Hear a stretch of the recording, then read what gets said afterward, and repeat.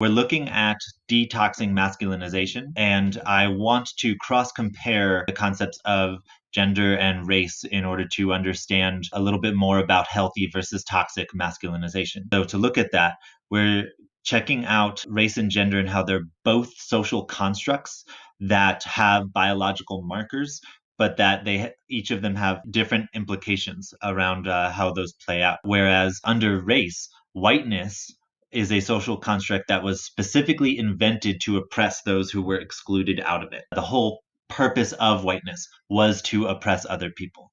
Whereas within gender, the social construct of masculinization existed long before the patriarchy, long before capitalism, and it's just been corrupted by those forces, by white supremacy. Now, that doesn't mean that it's easy to detox your masculinity and to have healthy masculinity. It just means that it's possible, that there is such a thing as healthy masculinity. At least that's the way that we're looking at it. I'm open to argument on that, but that's the idea. So again, whiteness was specifically invented to oppress other people.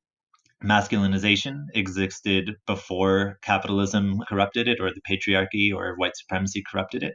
And that's why we can begin to try to detox it. As a side note, that's also why blackness can be reclaimed, is that it was specifically invented to be oppressed. And so those people who were oppressed under blackness can reclaim it as a survivor mechanism. And can be reclaimed, can be detoxed. Whiteness cannot be reclaimed or detoxed. The dominant narrative is that there is over here on one side being racist or sexist or toxic or whatever kind of bad thing we have. And then it's a gradual moving over to being anti-racist or feminist or healthy on the other side, and that we move farther and farther away from being racist and sexist and toxic. Now, I want to offer a slightly more accurate narrative. I'm not saying that this is the most accurate, but I think it will be more helpful than the dominant one, which is that rather than having this one spectrum where you move along toward one side and farther from the other, there are actually two barometers, and you can be both anti-racist and racist at the same time.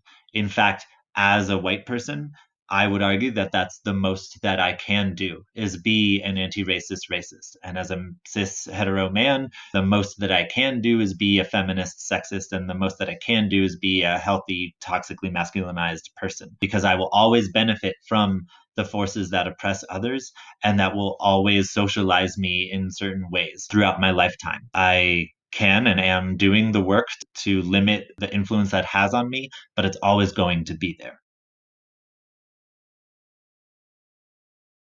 That brings us to the question, how do we do this detox? And I think that in order to detox, it's important to do two things. One is to metabolize the toxin, to process whatever those things that we consider toxic, whatever's going on there, process those.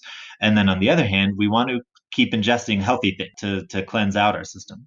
And there's always at play the interpersonal and the institutional. Those things are always at force. So I want to look at both. Both things require study, require reading up. And when I say read up, that includes podcasts and YouTube videos and all those kinds of things. But study up.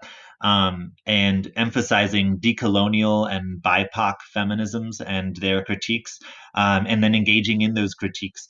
So on the interpersonal side, I have here looking at representations of masculinization and critiquing them and seeing what's healthy and what's toxic and what's going on there. On the institutional side, I think that means addressing sexual assault and the lack of accountability for it, giving us rape culture, and taking apart things that patriarchy impose on us, creating these more relational systems that have accountability built into them. On the interpersonal side, we have receiving feedback, and especially from women and trans and queer folk, that will go a long, long way to detox our masculinization. And I think that there is such a hyper value of the concept of leadership in our society in general, but especially for white men.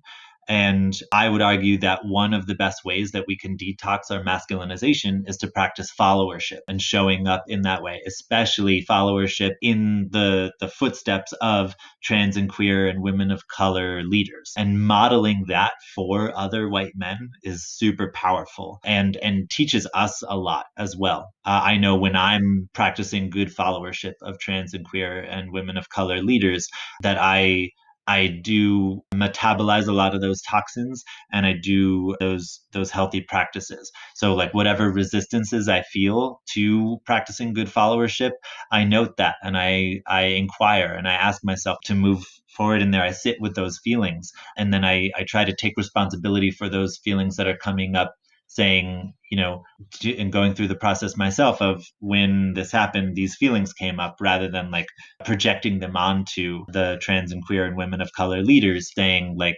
you led poorly or something like that. If I feel those resistances coming up, I want to explore those and metabolize them in that way and see what they're about. And I'm a big fan of nonviolent communication for that very purpose, is that it has a radical responsibility concept of being with our feelings. On the institutional side, we do need more women in power, especially trans and queer and women of color. And that definitely needs to be reflected in our movement organizations. And I think that will contribute toward the holding toxic masculinization more accountable, which is a lot of what we need on the institutional side in terms of how to detox.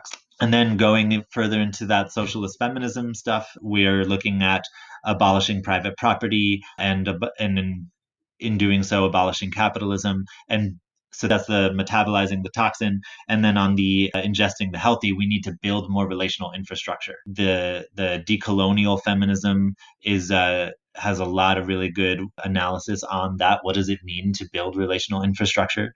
And I would love to go into more detail on that, but this is just an overview. It's not everything we need to do to detox. It's just some footholds for you to explore when you're doing this work yourself, which there's no way of getting out of.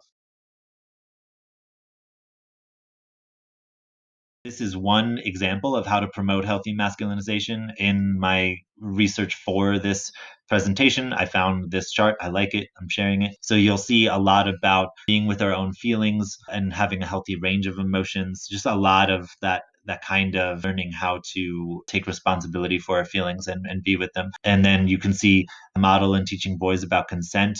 There's a lot of intersectionality of toxic masculinity with ageism, just because so much of how toxic masculinity gets perpetuated is through what we teach our young males in society. And we need to train and teach our young males to take responsibility for feminism and gender equality, rather than just looking at that as an exclusively women's issue. It's everyone's issue. So I really appreciate your checking out this video, and I wish you well in your own work to detox, however it shows up in you. And I'll be here at My Sex Bio and Fucking Capitalism. You can always come to a course or a talk, or join our Slack channel where we have discussions about these things. We're in this together. Detoxing works better in community, and we need to have those conversations. So I really appreciate your contribution to that. Thank you.